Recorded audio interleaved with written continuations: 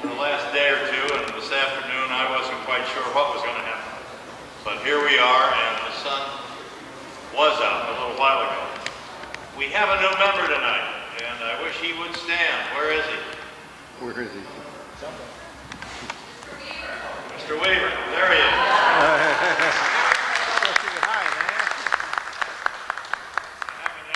Basking Red. Is that right? That's correct. And how did you happen to hear about this great organization? I met Mitch at the Morristown Library. Oh, there you go. Another member on the right. Oh, here, another member. Thank you. And your name, please? And where are you from? Long Valley. Long Valley. And did you find out about this through this man, or how did you? Oh, okay. Good. Thank you for bringing her in.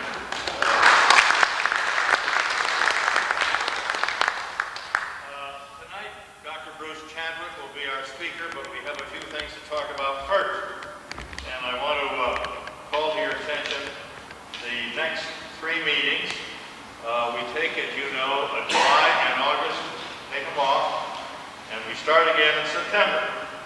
And on September 9th, we'll hear from Ron Sudol. Now, he's an old veteran with us. Ron spoke with the Civil War Roundtable on hanging Captain Gordon, which was a terrific program. And I asked him tonight to speak on Benedict, not tonight, but in September, to speak on Benedict Arnold. And he called me up and he said, I really don't want to. I want to speak on Rogers Rangers. And that you don't find, we discussed at dinner, many people that can talk with elegance on Rogers Rangers. And so that's what he's going to speak on in September, and it should be a very exciting program. In October, another great New Jersey speaker, Tom Fleming, renowned author, and on his plain new book, The Intimate Lives of the Founding Fathers. Originally from Jersey City, the member of the New York City Roundtable, and a very amusing man, and he'll be our October speaker. And then on November 11th, all the way from Virginia, Bill Welch.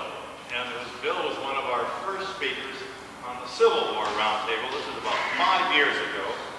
Somehow he wended his way to Richmond, Virginia, where he's president of the Richmond American Revolution Roundtable, which I think he founded. And he is really an advocate now of the American Revolution. And he's going to speak on Washington's lieutenants, the generals of the Continental Army. And but now that takes us to the end of the year, and we'll have more about our year-end dinner later on.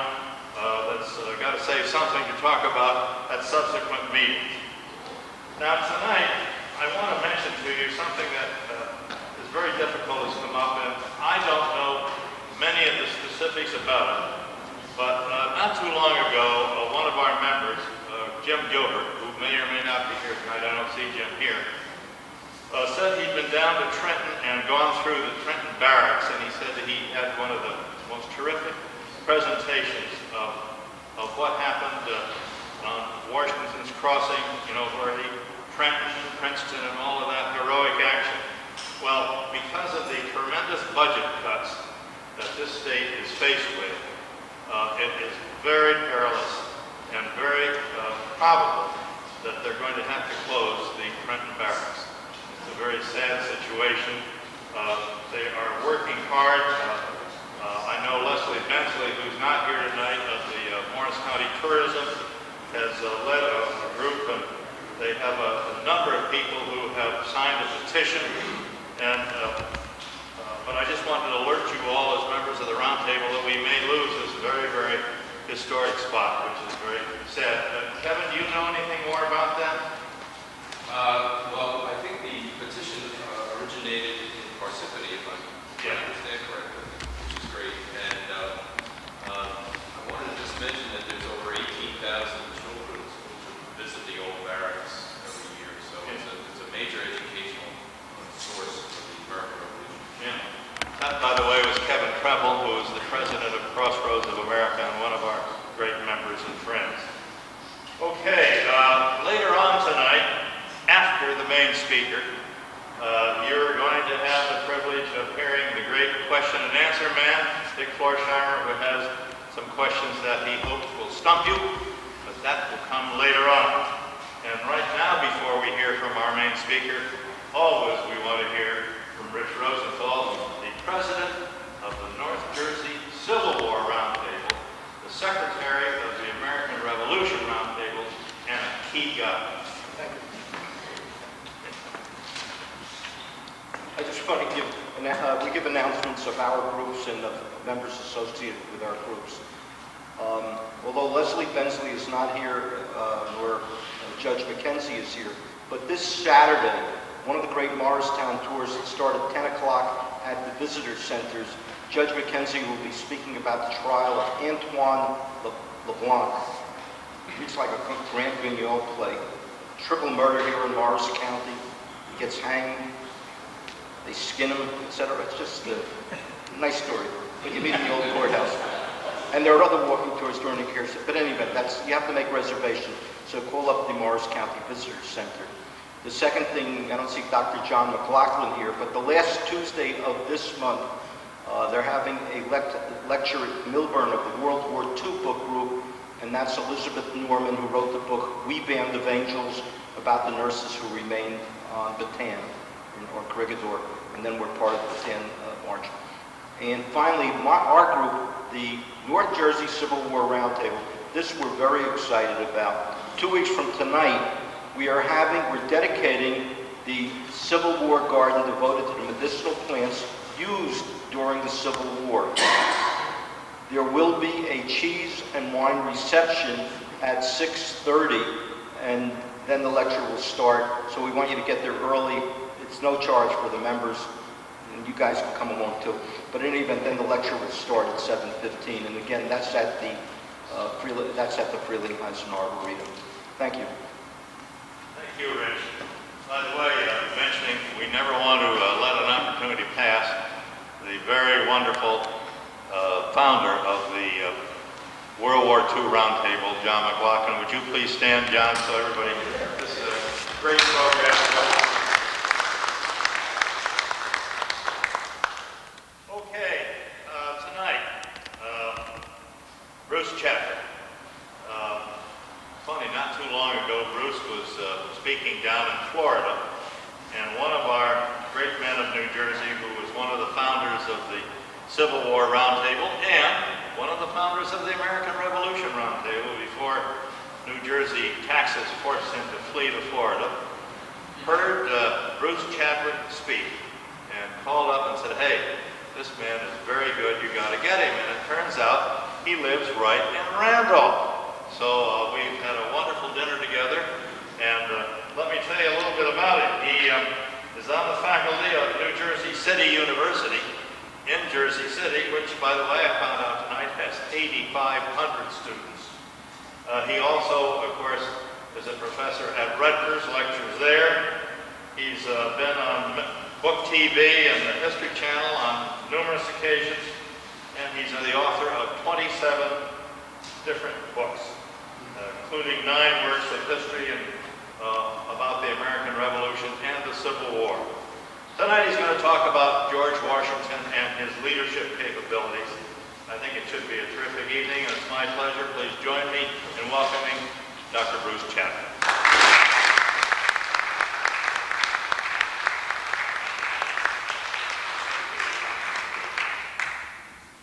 Thank you very much. I brought my notes with me. I don't know why. Half of them are written, as you can see, and the rest are in half of them are typed, and the other half is in my handwriting. I have the worst handwriting in the world. You may think you do, or people you know do. Oh no, I'm the king. I went to Catholic grade school in the 1950s, and in Catholic grade school, penmanship was a requirement. It was a core course. Had to pass penmanship. If you meet somebody, if you want to know if they're Catholic, have them write something. You'll know right away if they're Catholic. I'm the only person in the 2,000-year history of the Christian religion that failed penmanship in a Catholic school. I was terrible. The nuns have called my mom and they say, you know, it's okay, all those other subjects, but you got to do something about it. Handwriting is just awful. So she worked with me, day after day, week after week, several hours a night. We do, hundreds of O's and M's and T's. The more we worked, the worse I got. So finally, she was really distraught over it, and so was I, because every single semester I got out. Finally, I come home one day, and she's sitting there at the table in the kitchen, and she has a big smile on her face. And I said, well, what are you so happy about? So we just got back from the beauty parlor. In the beauty parlor, I was reading Reader's Digest, which is, in that era, America's Bible. In Reader's Digest, there's this big story about a Harvard University study, that shows that young boys, 10 or 11 years old, like you, if you have bad penmanship, it's a sign when you grow up, you're going to be a genius. I said, well, she said, yeah, don't practice anymore. Doesn't do any good. Just go along your business and live your life, and you're going to be a genius, you're going to be fine. I said, oh, well, okay. Now, 40 years later, we're at my 50th birthday party, and my mom comes over. She's had a little bit too much to drink, and her voice is a bit slurred, and she says, do you remember when you were a kid, and I told you that story about the Reader's Digest and the Harvard University study? I said, oh, yeah, the bad handwriting, going to be a genius. I remember that. She said, I made that up. He said, you felt so bad, I just made it to make you feel better. So anyway, my mom loved me. Okay, I'm a professor, so you know we're going to have a test. It's a one-question test. Question that was asked 2 summers ago to 5,000 graduating college seniors, America's best and brightest. And the question is this, the multiple choice question, don't raise your hand until I ask you to. Who was the commander-in-chief of the American Revolutionary Army? Was it George Washington, Ulysses Grant, William Tecumseh Sherman, or Douglas MacArthur? All right. How many people thought it was George Washington? Very good. This is a smart crowd. 62% of America's graduating college seniors got it wrong.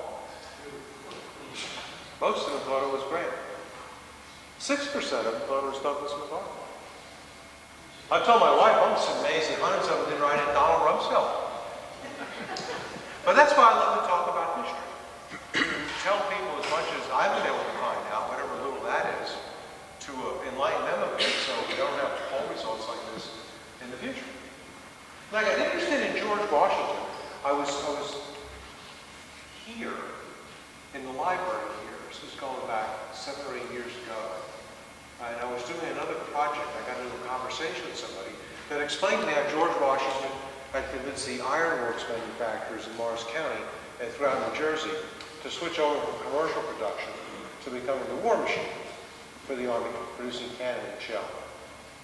And I was just amazed at that. I mean, the powers of persuasion that General Washington must have had to do that. And that got me interested in pursuing him as a subject, and resulted in 3 different books that I've written about him. And the interesting thing about Washington to me was that the more that I studied him, the more he really appeared to be a 20th century figure, rather than an 18th century figure, in the way that he led the army and the country through the war. So that's what I want to talk to you about. Now, Washington, first of all, was a huge guy. He was 6'3", 215 pounds, in an era when the average man was about 5'5". All of you who've been to any historic recreations from the 18th century, you remember how low the doors are.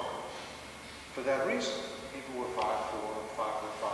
Average guy weighed about 140, 150 pounds. The average guy in that era also drank 9 or 10 beers a day, but we're not going to go into that. Washington was a huge guy, and he held himself ramrod straight, like this, very erect. He was a gambler. He played cards just about every night of his life, pretty much broke even. He was a fanatic to buy lottery tickets. Lotteries supported the American Revolution. The Continental Congress had lotteries to raise money to fight the war. There were lotteries all over the country. Anybody, here in Morristown, if you needed a new roof for a church, the church would hold a lottery. The widow would get X% of the money, and the church would get the money to put the roof on. Washington would buy these tickets whenever they were sold. He was a fanatic. He would buy up to $4,000 of today's money worth of tickets when he bought lottery tickets. He was a great dancer, maybe the best dancer of his day. During the war, Kitty Green, the wife of General Nathaniel Green, challenged all the officers in the Army and women who lived at the camp to a dance marathon. This was in Bound Brook. And it wasn't just dancing the minuet, it was dancing the Irish jig and other songs. And she and George Washington were the two finalists. They danced for 3 straight hours without a break. And then she couldn't take it anymore and sat down, and he danced for another half an hour on his own. Tremendous dancer. He was self-educated. He didn't go to college. He had very little formal schooling. Read a lot of books that provided his education himself. He was a great horseman, one of the great horsemen in the country at that time. At his farm at Mount Vernon. Well, I want to ask you a question. I know what the answer is going to be. How many people here have ever been to Mount Vernon? Wherever I go, and anything I talk about, I ask people, how many people have been to Mount Vernon? And always, it's like 3/4, 80% of the people in the audience have been there, which is amazing when you think about it. Mount Vernon is the second most visited home in America. The first is the White House. Washington at Mount Vernon had become a very successful farmer. Rotated his crop, had a cattle herd, had a big shipping operation of fishing in Chesapeake Bay, and sold his fish up and down the East Coast. He's one of the wealthiest men in America. He had married Martha Custis when she was a widow. She was the 3rd wealthiest woman in Virginia, and one of the 10 wealthiest women in the United States. He ran all of her farms for her on the business side and was stepfather to her kids. He had served 16 years in the state legislature in Virginia by the time the Revolution began. If you read through his writings and letters that he wrote to newspapers in Virginia, you'll be surprised to see that George Washington politically was as radical as anybody else in the country. So when the war begins, and the American Continental Congress is looking for a commander-in-chief, they're looking at George Washington. Pickings, unfortunately, are slim. The thing to remember about the Revolution is that the United States did not have a tradition of military leadership. All we had were militias prior to that. The British Army was occupying America at that time because America was just colonies. The only other previous military experience anybody had were men who had been officers in the French and Indian War back in the 1750s and 60s, of which there were few, and those who were in their 40s then, or in their 60s or 70s now, too old for the war.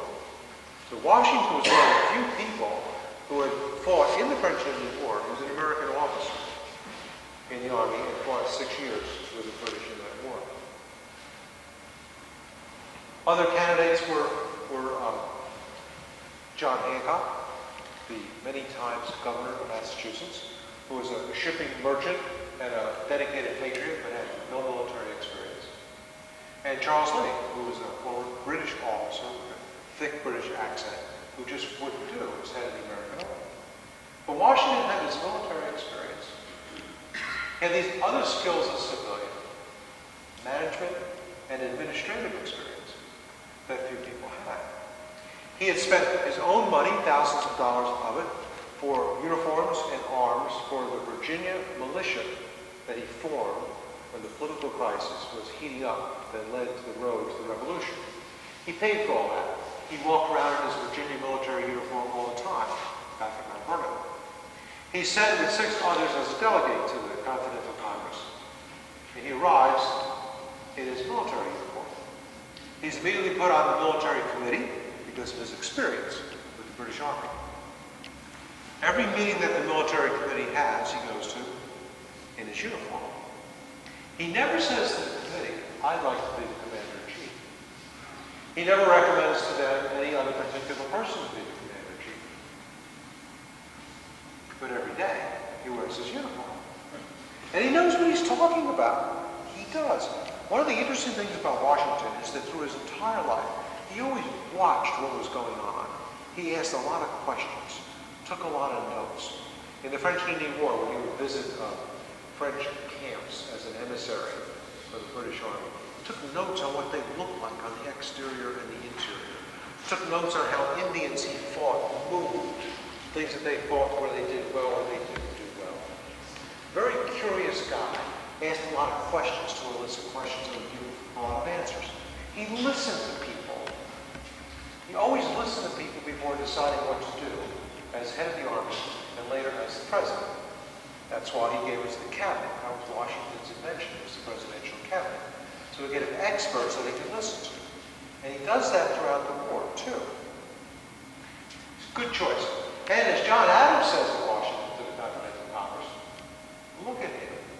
Nobody looks more like a general than this guy does. Off he goes. Goes up to Boston. He takes command of a 20,000 soldier army that has the British surrounding Boston. They make an agreement and the British flee. He knows they'll come back, and they do. They come back to outside of New York City, fall of 1776. Now, when he became the commander-in-chief, he told the Continental Congress, the worst thing we can do is to fight the British head-on anywhere. Because they're invincible. They're vast. I mean, this is the British Empire's army. These guys never lost. America at no time had more than 20,000 men. They usually had 13,000. The British always had 32,000. If you needed more, we'll send you another 32,000. America had no navy. British at first sent over 400 warships. It's so many warships, it took an entire day for them to sail into Brooklyn. The Americans at the Battle of Trenton, in the crossing of the Delaware, had eight cannon. The British never had less than 300 cannon. When the British Army was outnumbered like an Agincourt against the French under Henry V, they still won. They not only beat the Spanish Armada, they destroyed the Spanish Armada. How are we going to beat these guys? So Washington says, do not take them head on, you lose. Do not meet them when they have overwhelming numbers. It gives them the edge. Don't do that. We'll have a different kind of a campaign. So what does he do when they come to New York? He takes them head on. He gets clobbered. He loses 4 battles around New York and in New York City. Badly. 20,000-man army. 3,000 or 4,000 are killed. 3,000 are taken prisoner at Fort Washington. People desert. Other people's time is up and they go home. So when the debacle of New York is over, that fall, he flees New York, and he's got less than 5,000 men running across New Jersey. He desperately needs the help of people in New Jersey to keep the army together. Now, we all live in New Jersey, so we know what New Jersey's residents did for him. Nothing. Nothing. Oh, I don't want to get Lord Cornwallis mad at me. Nothing. So he flees across New Jersey. The British are in hot pursuit. He gets to the Delaware. He crosses the Delaware and makes camp. The Hessians working for the British get up to the Delaware, do not cross it, set up camp in Trenton. Now, military tradition in that era was that you did not fight in the winter. You were in camp in the winter. When good weather came in the spring, that's when you fought. But Washington and the Indians fought in the winter. Why not? So he comes up with this scheme that we're all familiar with, the crossing of the Delaware. It's one of the great stories in American history. Every military school in the world teaches it as the prime example of how to conduct a sneak attack. When he has the meeting to plan the crossing of the Delaware, he has his circle of generals. And he asks all them, well, what do you think? He outlines his plan. What do you think? They all tell him, you're crazy. You are certifiably nuts. It'll never work.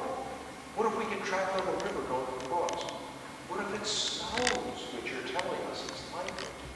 What if people freeze to death on the other side because it's so cold? What if it takes longer than the X amount of hours you think to cross? What if we get caught on the side? What if we're found out? What if spies see us? Bad idea. It's voted down 10-2. And he says, well, okay, good. We're going to go. That's it. And they do. They cross the river. They march 8 miles in a blizzard, get to Trenton, surprise the Hessians, and win the victory. 10 days later, he has the same idea. We'll do it again. Lightning doesn't strike twice. We can. We'll cross the Delaware again. We'll find Cornwallis' main army, and we'll defeat him. Now, Cornwallis had divided his army into 2.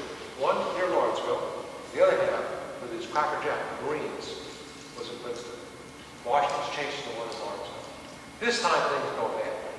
There isn't any sneak attack. The British see it coming. And they surround him on the banks of the Delaware. They've got him completely surrounded. The weather's unbelievably warm. It's in the low 50s. The ground turns to mud, and the Americans can't move. They're surrounded, and they're going to be annihilated. Are the men worried? No. The general got us out before. We were surrounded in Brooklyn. We were supposed to get annihilated. He got us across the river in a fog. He'll pick us up. He'll save us. Later that night, it gets cold. And Washington turns to his generals and says, I can tell you from all my years as a farmer, the cold in the north by northwest wind, there's a frost coming. 1:30, 2 a.m., going to get cold. The ground's going to harden, and we can get out of here. Tell the men not to sleep. Get ready to go. Wrap all the wheels of the wooden wagons in blankets so they don't make any noise. Take our wagon full of supplies and send them south so it doesn't slow us down.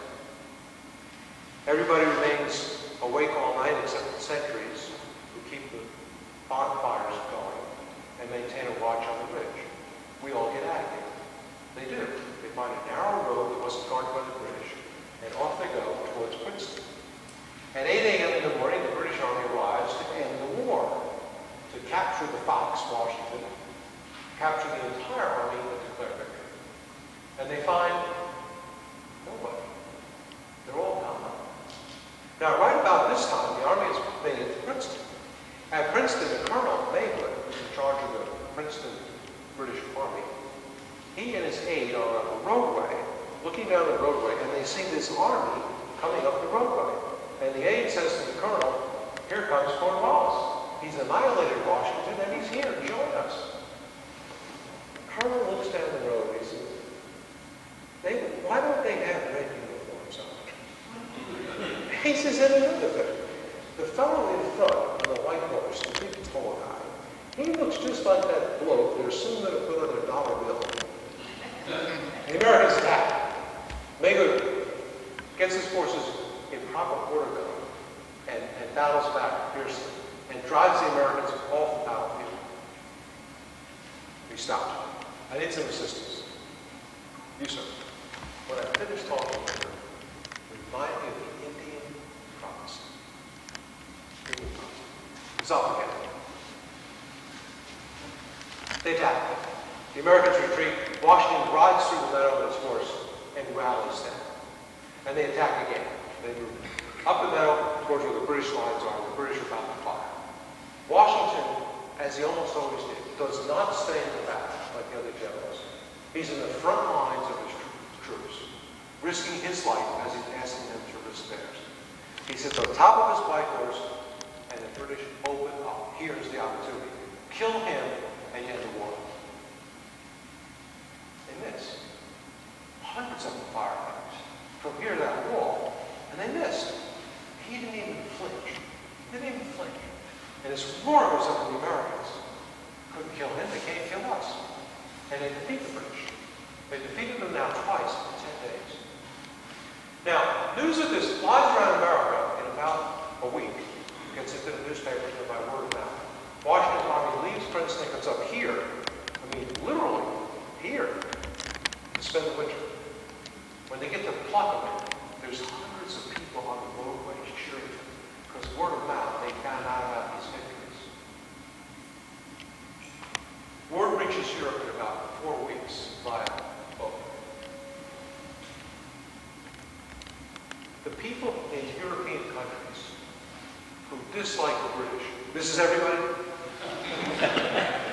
are thrilled. Somebody finally kicked their butt. Twice in 10 days, this is great news. The American papers are full of this unbelievable double victory. All of a sudden, George Washington has become the most famous man in the world, in the entire world. Now you've got to remember, the revolution, we don't see the revolution in the numbers of the 20 or 30 or 500,000 troops. We see it in the leader, the face of the leader. The revolution is the leader. Now, Lenin, Castro, Washington was the same thing. When all this happened, he becomes so famous automatically. really understands it. Nobody else did. They just didn't get it. He did. And he understood his position as a famous guy and the head of the army. And then he takes dramatic steps to build his image and build a public relations campaign to win the war and gain independence for America. He begins a campaign to become extremely friendly with American newspaper editors. About a third of them were for the war, a third against, and a third were neutral. After the battles of Trenton and Lawrenceville, Princeton, this all changes. Almost all are in favor of the war at this point. He calls all these editors to his camp. He sets his camp up like a monarch's camp.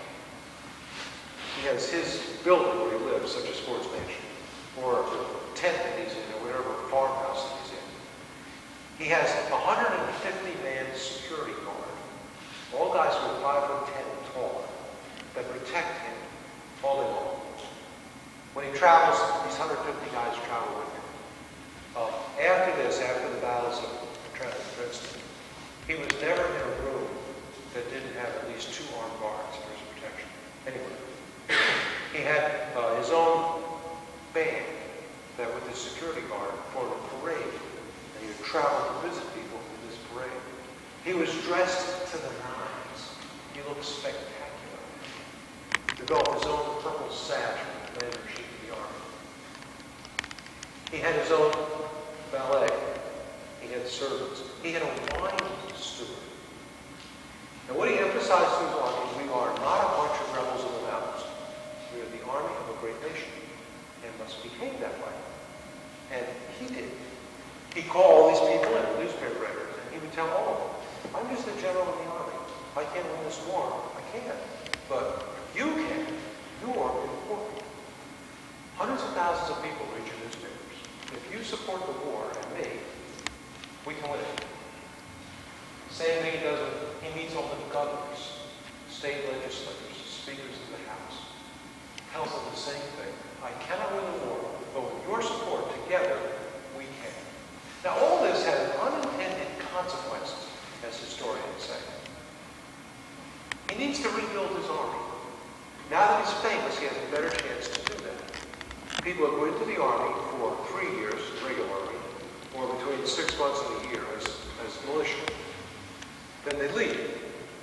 America having no military tradition, the army would just disband and people would go home. That's not what he had in mind. He wanted to build a 20,000, 30,000 man army that would be permanent to fight the 7 or 8 years of the war. But that didn't happen. People constantly went into the army and what happened. Now the consequence of this is that altogether, 40%, 210,000 American men fought in the army. That represents 40% of the men who lived in America over the age of 18. Never in any American war did a percentage that high of people fight in combat for America. Those 40% had wives, parents, kids, friends, neighbors, who were all vested in them. So, Washington understands what's going on here. England isn't just fighting George Washington's army. They're fighting an entire country. You can beat an army, but you can't beat a country. And his game plan changes now. That we'll fight the British, the system will make them come to us, make the war last a long time. The British are a superpower in the world, fighting a war halfway around the globe that many people at home don't like. What we need to do is stay on the field for as many years as it takes to get Britain to quit the war. It's too costly. They're going to lose too many guys. It's going to cost too much money. They'll end this war at some point if we can stay on the battlefield. This becomes his new game plan. He writes stories for newspapers. He creates his own newspaper, the Jersey Journal in Chatham. He gets a guy to run that, uses army money to fund it. And it's a propaganda sheet for the army. He himself, with his chief of staff, Alexander Hamilton, writes stories for America's newspapers and sends them out all over the country. Here's a story about a battle in the bottom says General George Washington. Most of these were written by Hamilton.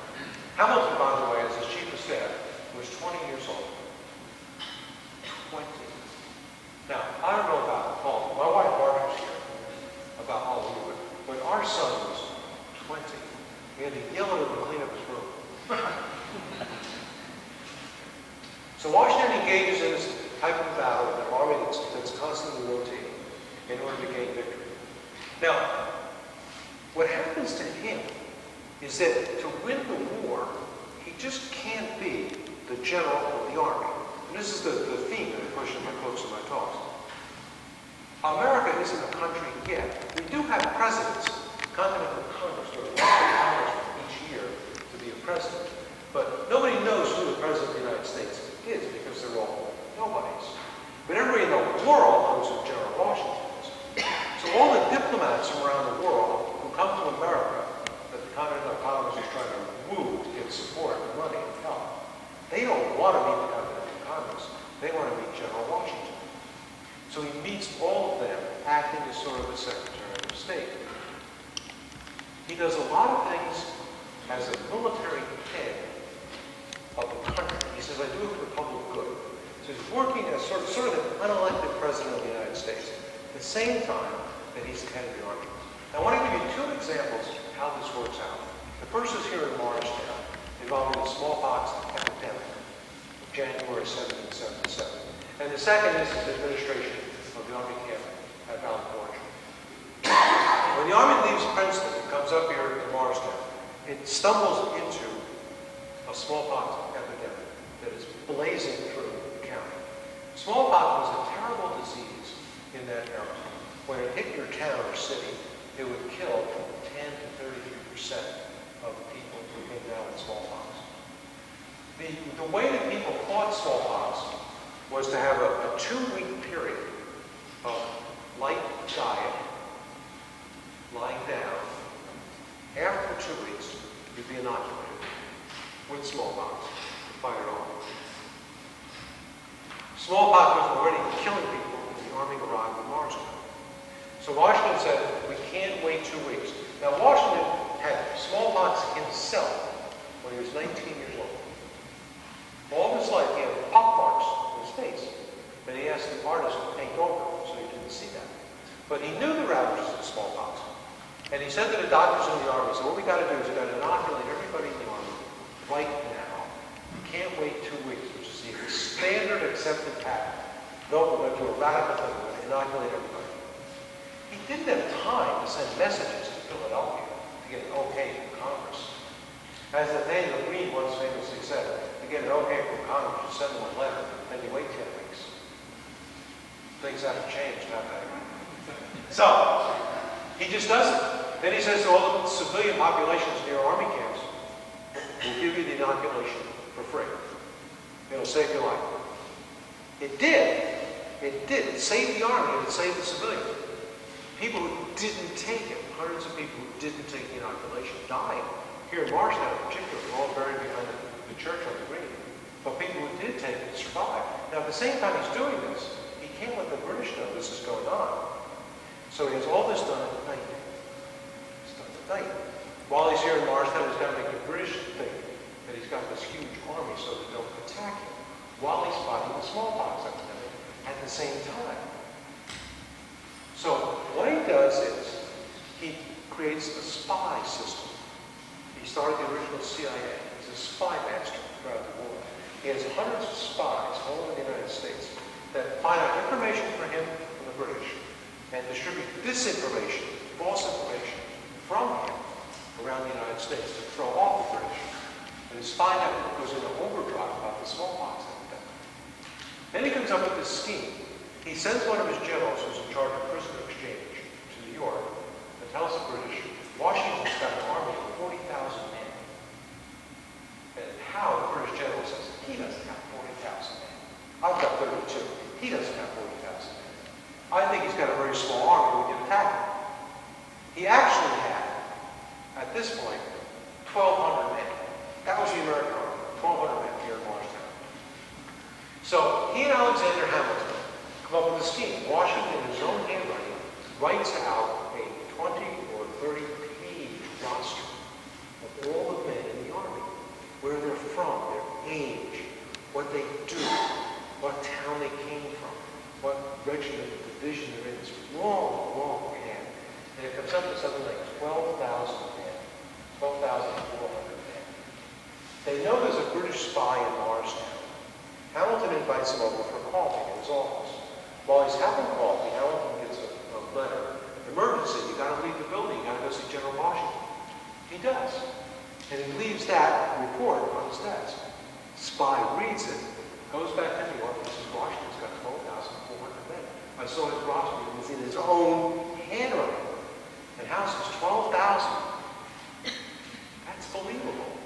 3,000, 4,000 pounds. 40,000, no. 12,000. Okay, we won't attack him. He's too strong. We'll let it go. And they did not attack him.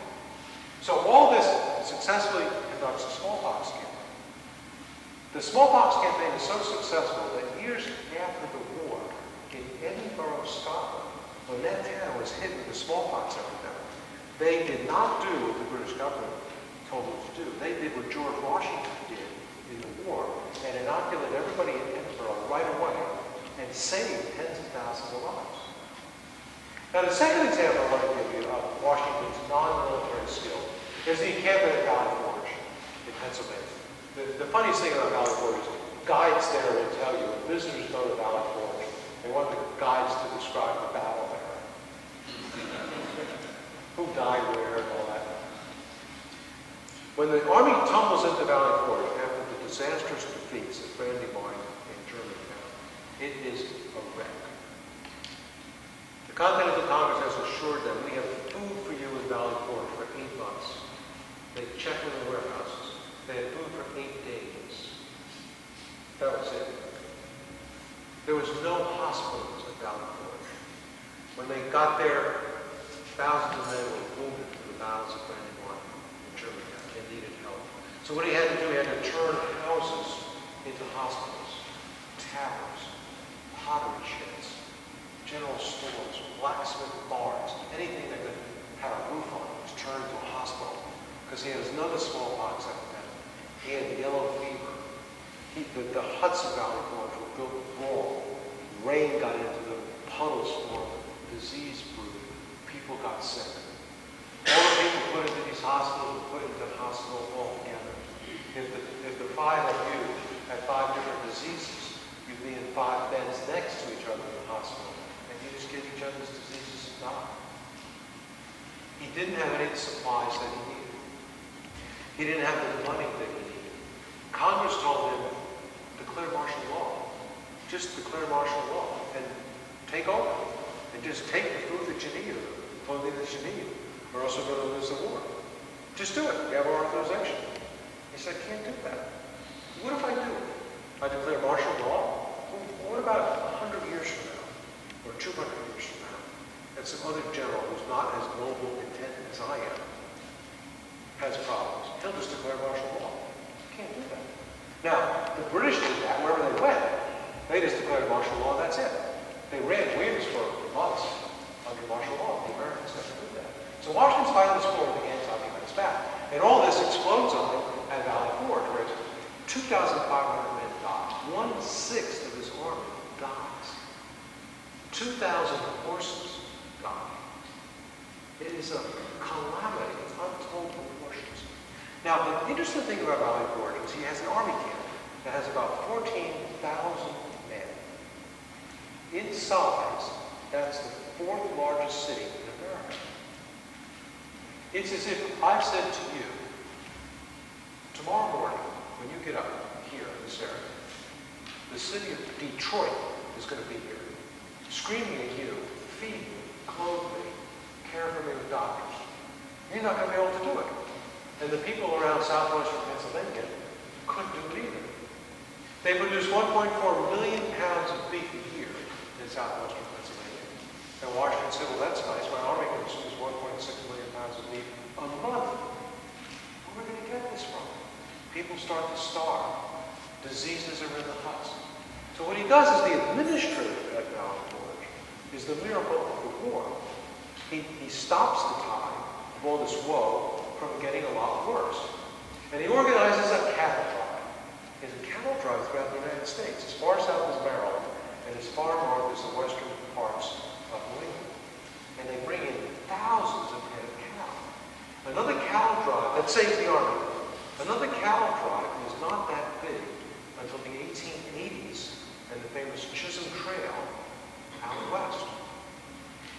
when they come out of Valley Forge, a phenomenal thing happens. The soldiers in the Army take the view, if we survive Valley Forge, what are 32,000 regulars? That's nothing. Let's mix it up. The other thing that happened in Valley Forge, he brought in a Prussian commander named Baron von Steuben to train the Army. And this guy was no miracle worker. And Washington says to him, you're not going to have success because, you know, these guys are starving to death. They're unbelievably depressed. I don't know what's going to happen. But what happened was the men became incredibly competitive against each other. Right? All of you from New Jersey are intent on being trained better than that two goes from Delaware. And they've got to train themselves better than the people from Pennsylvania. The training eliminated a lot of the feuds in the Army. There were terrible feuds in the Army because these folks here from New Jersey couldn't stand these folks from Massachusetts. The only thing that united them is that collectively together they agreed they hated the crowd of Pennsylvania. This helped. What happened is the men not only trained fantastically, after training exercises are over, they keep training on their own until the sun goes down. They become a phenomenal army. And Washington decides with the men he has now in this training, they can fight the British in the open field where the British always fight and beat everybody. This is important.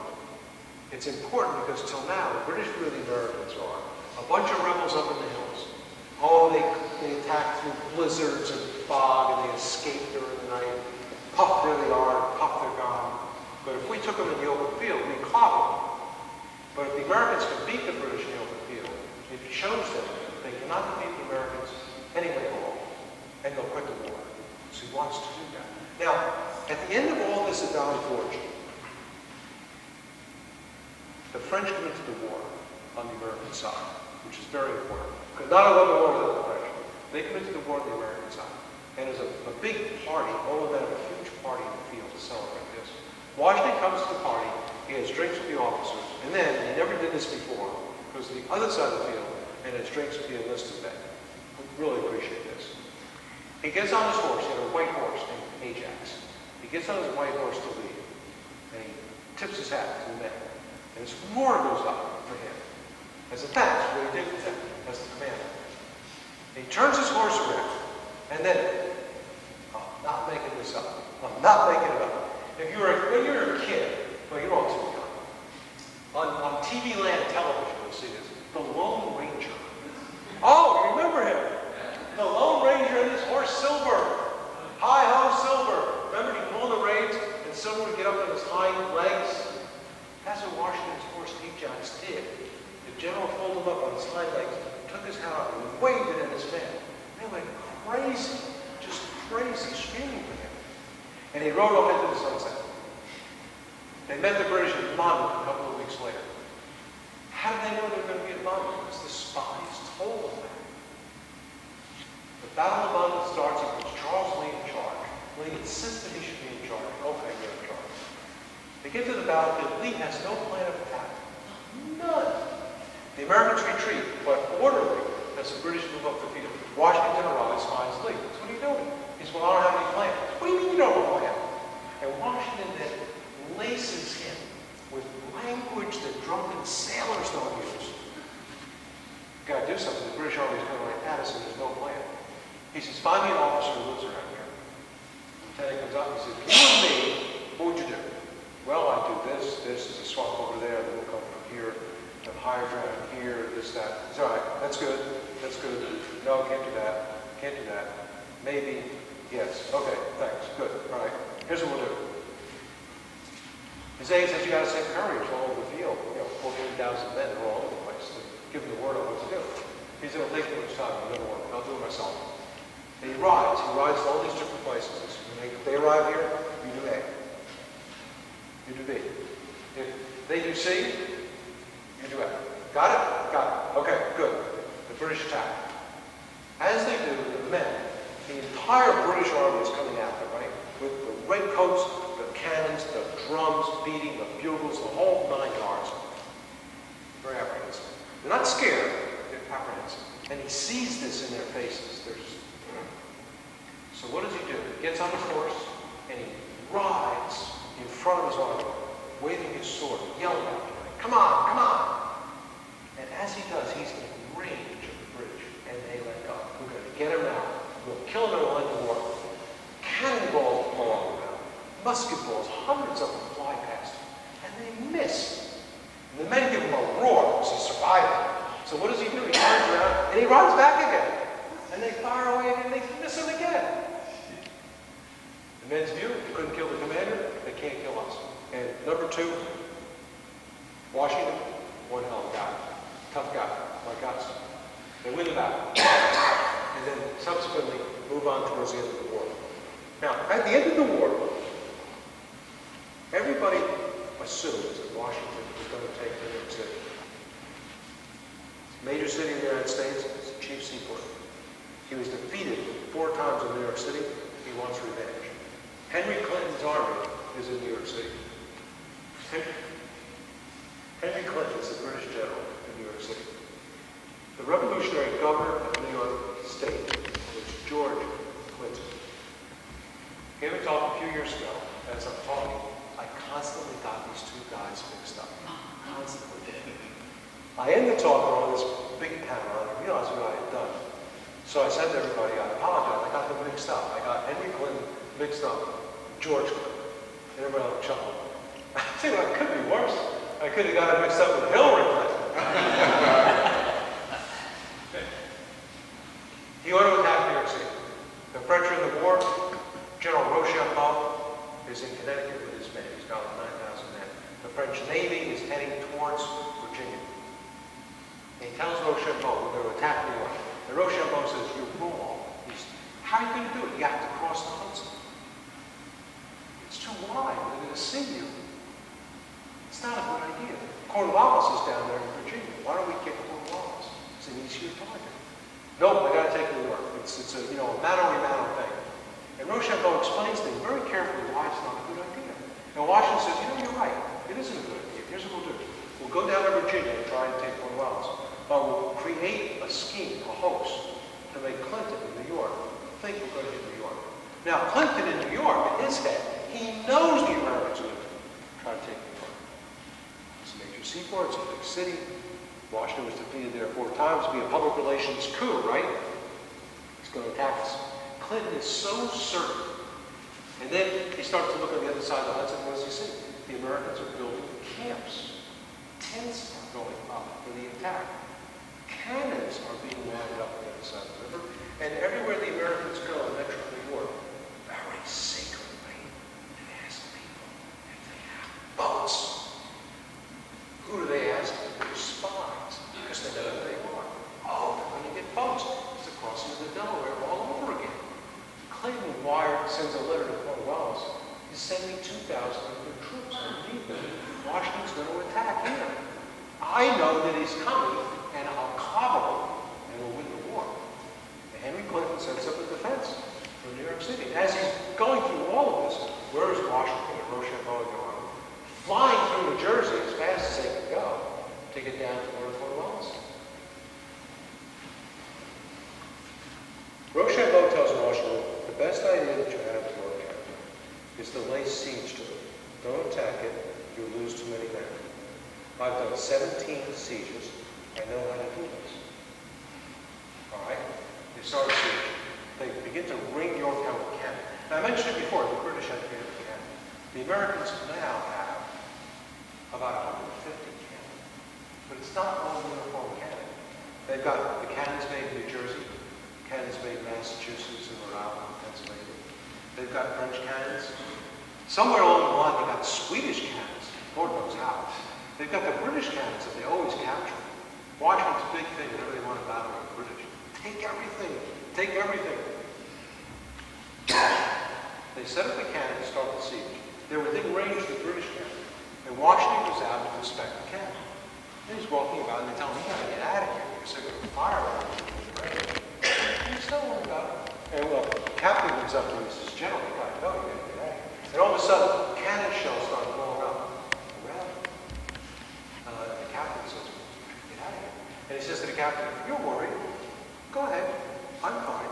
Then more cannon blow up, and he then just, strolls out, didn't bother one bit, and leaves with the capital. The Americans are getting closer to Yorktown, and they need to have an attack. It needs to be an attack. Now, at this point in the war, Alexander Hamilton and Washington were feuding with each other. They weren't speaking to each other.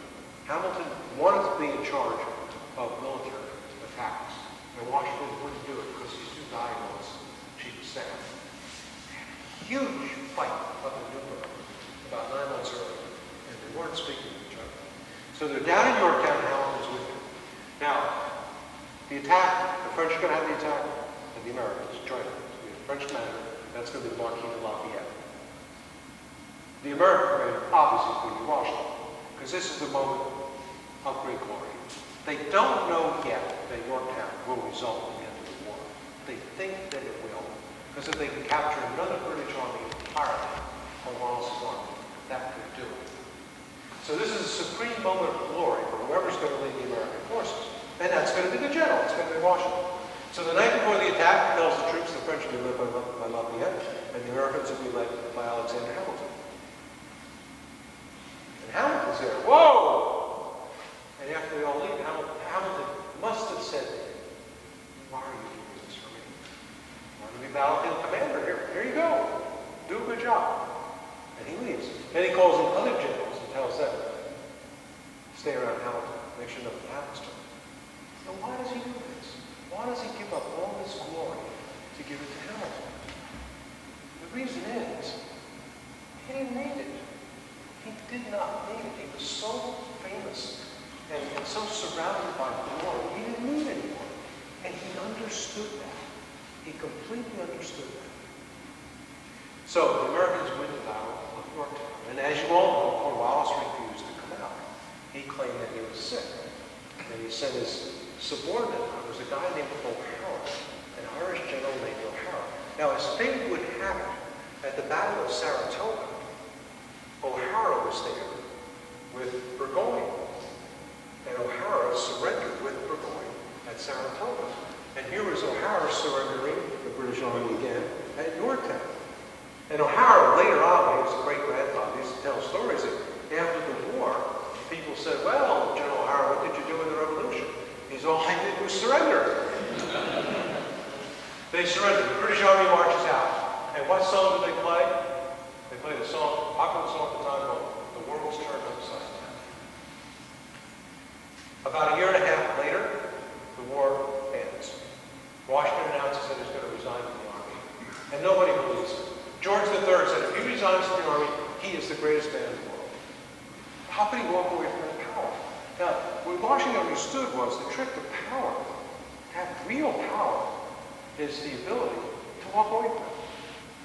And he's going to do that. He's going to leave the army. Nobody expected this. And when you win a revolution, you take over.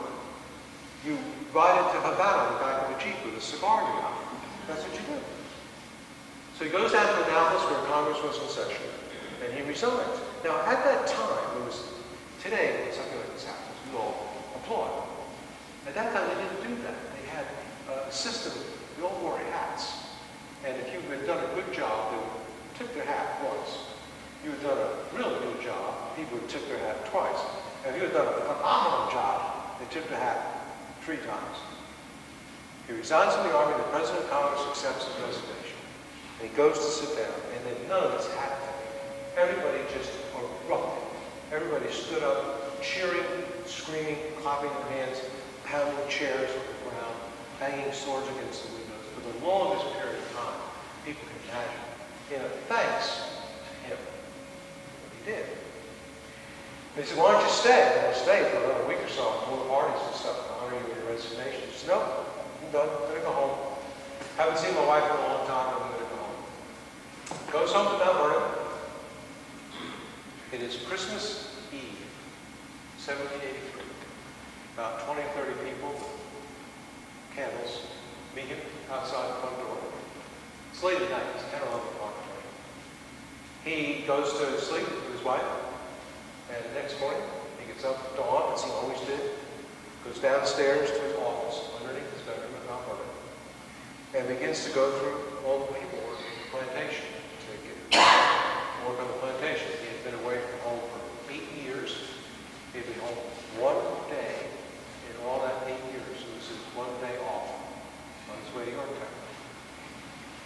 It was Christmas Day, 1783, exactly 7 years to the day, when he and his army crossed the Delaware and forever changed the history of the world. Thank you.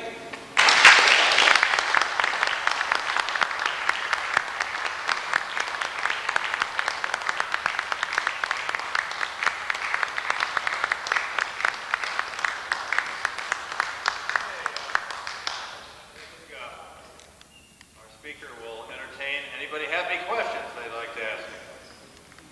Yes. What's the Indian prophecy? Oh, the Indian prophecy. Thanks. Hey. The Indian prophecy. 2 years before the revolution began, Washington and a party of about a dozen guys were on a land surveying trip outside of Pittsburgh in the area where during the French Indian War, he had been shot 4 times in battle with General Braddock, who had died. The musket ball that hit his coat and his pants, but not his body.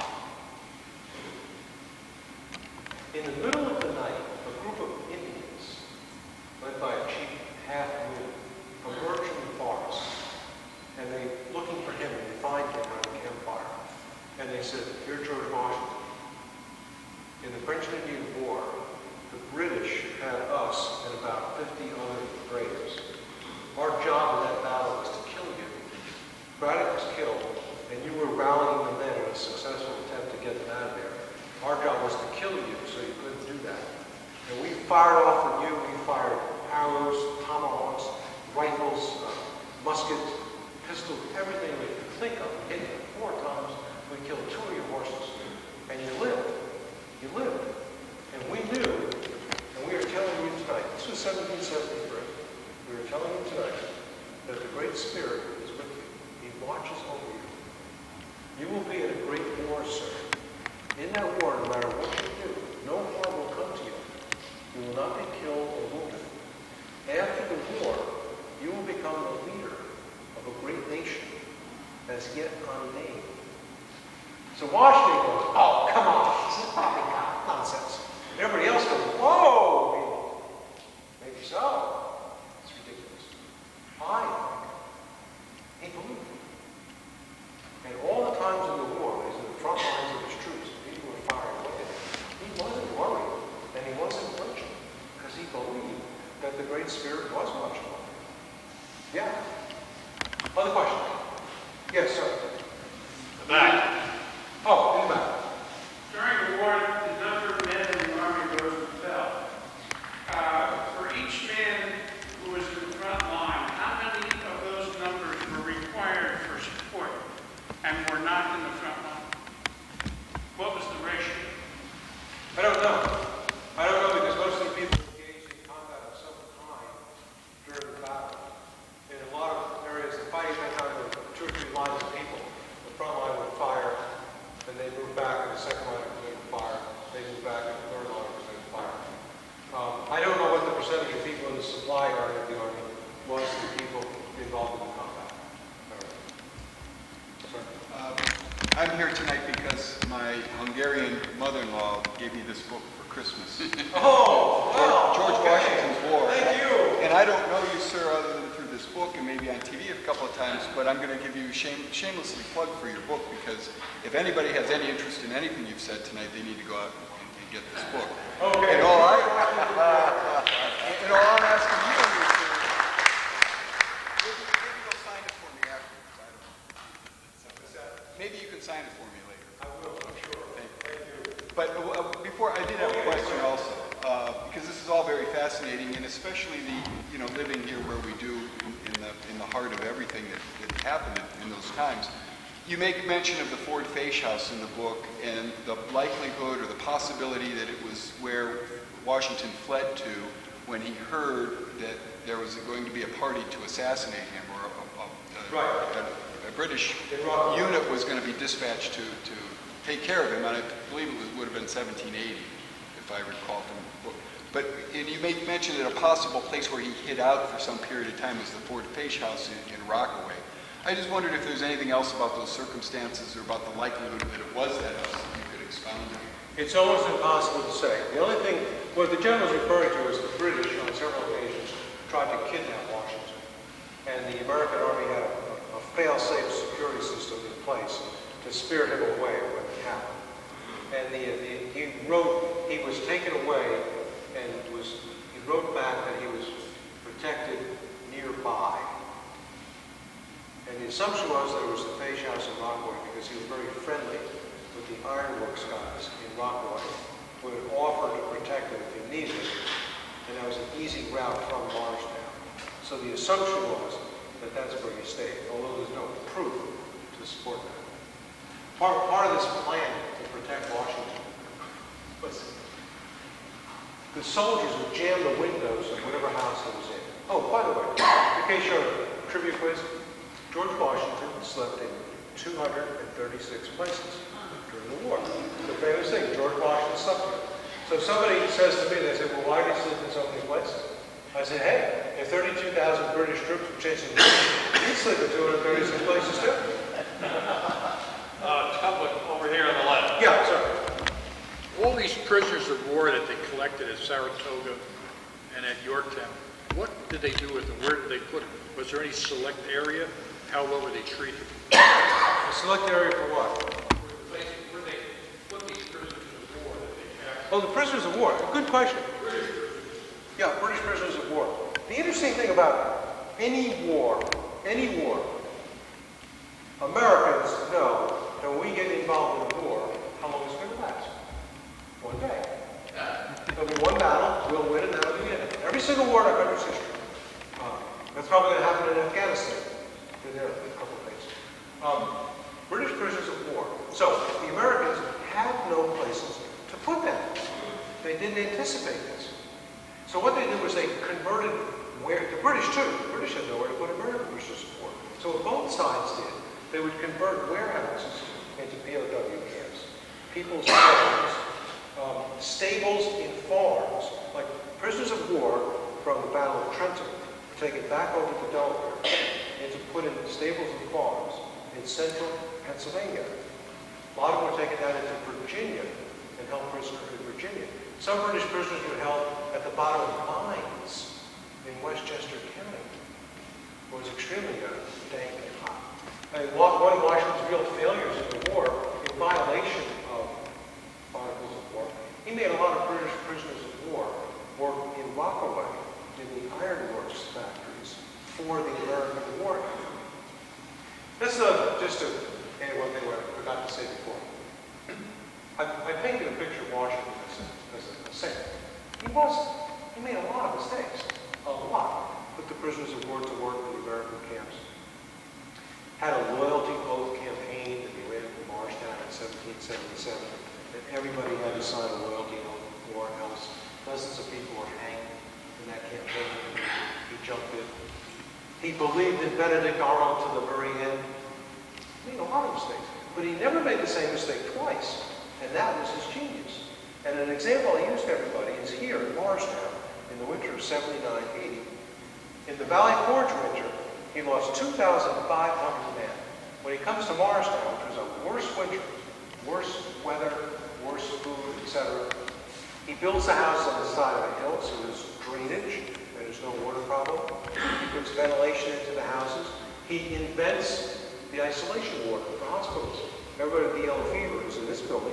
Everybody with smallpox is in the building across the street. So you don't infect each other. He lost 2,500 men in Valley Forge. In Morristown, he lost 83 out of 14,000 people. I don't know what the statistics are, but in a town in America today, 14,000 people, 70 or 80 people are going to die anyway.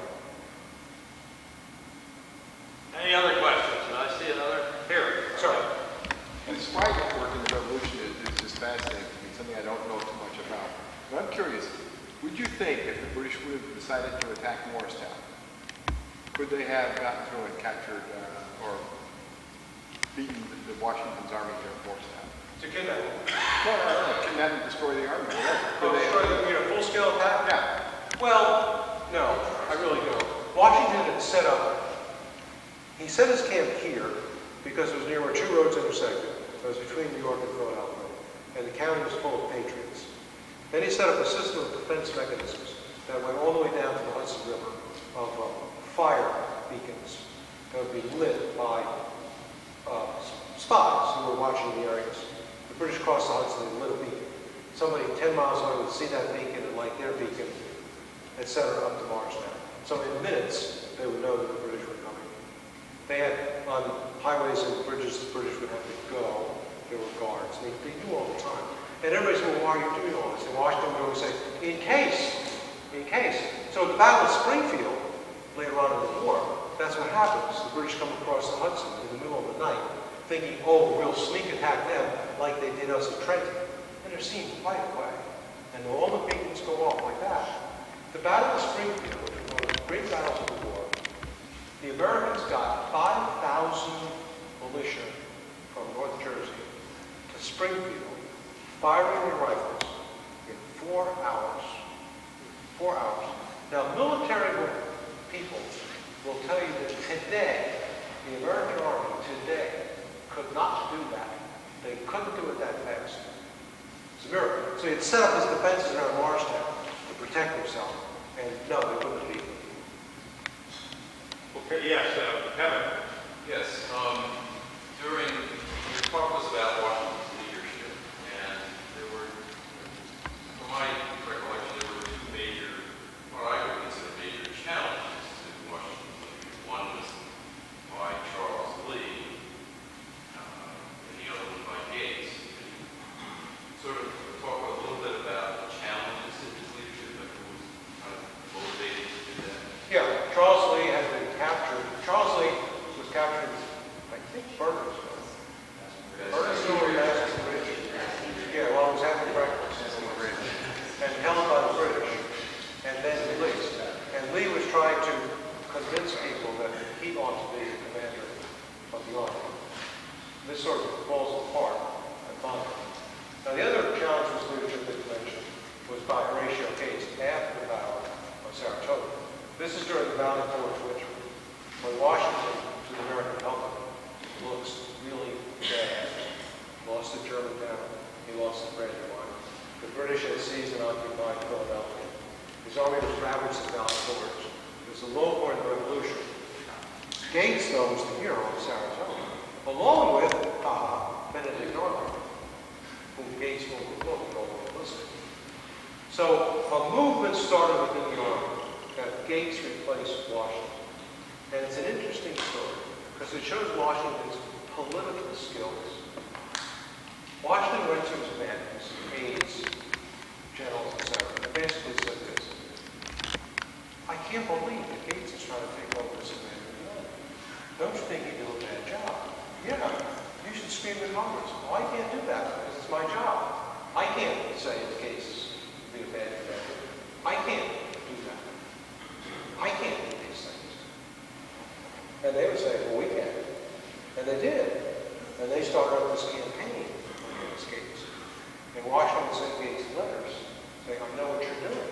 I know what you're doing. You should stop what you're doing. You're going to be in trouble. Now, Gates, when he got these letters from Washington, just collapsed. He was not a fun guy. He just collapsed and it fell apart. The other part of this conspiracy is that the president of the United States Congress at the time was a guy named Henry Lawrence, who was a close friend of Washington. And Lawrence's son was one of Washington's aides. So Lawrence found out things in Congress about the Gates movement and sent them to Washington immediately. Another part of this is that the Marquis de Lafayette had been ordered to fight with Gates' army in that spring. And Lafayette went to Congress. Now, Lafayette is an officer working for the army and for Congress. He went to Congress and said, I will not do that. I will not obey that order to fight for Gates. I won't do it. Now, the consequences here is you could be shot. I don't care. I won't do it. And the whole thing fell apart. And when he comes out of Valley Forge and wins his bottom, really reestablishes him as the commander. Now, the interesting thing about this is that when the war ends and he resigns in Annapolis, one of the people he goes to visit in that area is Gates, to tell Gates what a great job Gates did during the war and how they're close friends. And he has his best wishes. Okay, ladies gentlemen, thank you.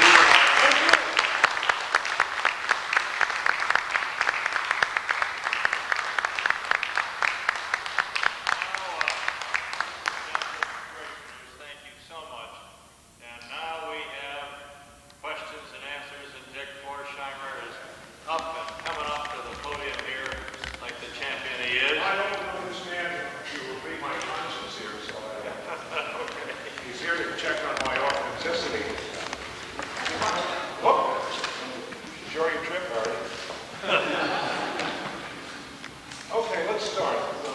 This is George Washington's life from beginning to end. In what year did George Washington die? What was his age and the cause of death? Anybody know? 1799. He lived almost to the new year. Okay, almost, yeah. And his age was what? 67. The cause of death? Doctors. Doctors. Yeah. Ostensibly it's pneumonia, but I think you're right about the doctors. They bled him and everything at the time and probably shortened his life. In 1794, during his presidency, Washington personally led the United States Army to quell the rebellion of Pennsylvania citizens against the newly imposed tax on whiskey. What was significant about the army that he led? Anybody? I don't think it ever materialized. I don't think they ever left. Well, as part of the regular army, yes, but I think the significant thing was that, except at Boston, when he commanded 20,000 troops, and there's some question about whether they accepted some of those people accepted his command. The 15,000-man army that he led was larger than any other single body of troops that he led during the war. What was the amount of Washington's annual salary when he was made commander of the colonial army in 1775? Zero. Okay, what did he accept? Expenses, and he was very creative at that. As Army commander, what was Washington's biggest problem between Yorktown in 1781 and the signing of the Treaty of Paris in 1783? Getting his officers. Rebellion. The officers' rebellion. For what cause? Not paid. They hadn't been paid. Okay. The other was keeping the regular army together. Because if you realize what happened, Yorktown was not the end of the war. New York was occupied for a number of years after that. They still had what they call evacuation day shortly. Okay, very good. In 1769, Washington, as a member of Virginia's House of Burgesses, presented what bill as a demonstration of colonial resentment against Great Britain? Anybody? No one? Okay, it was a boycott of British-made goods. Before becoming colonial army commander in 1775, what was the highest military rank Washington held? Lieutenant Colonel. Lieutenant Colonel of Washington Militia. Next one, Washington was actually responsible for starting a war in 1754. What did he do? Killed the French diplomat. I'm sorry? Something, it had to do with killing the French diplomat. That's right. On May 28, 1754, his small force of Virginia militiamen, numbering 200, killed or captured all but one of a French scouting party. The French were absolutely outraged. This happened out in western Pennsylvania. And that incident is, I believe, the initiating act of the French and Indian War. So Washington started a war all by himself. Washington, as authorized by the Constitution, initiated the first United States Census in 1790. Give an educated guess at the total population figure the census disclosed. Any ideas? 3 million. Pretty close. 3,929,000 plus 214. Okay, name George Washington's parents. Anybody know his father's first name?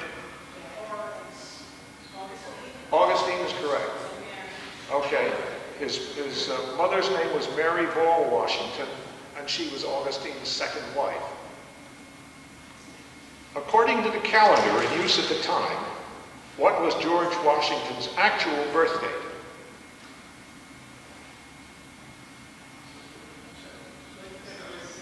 February 11th, 1732, according to the, what calendar?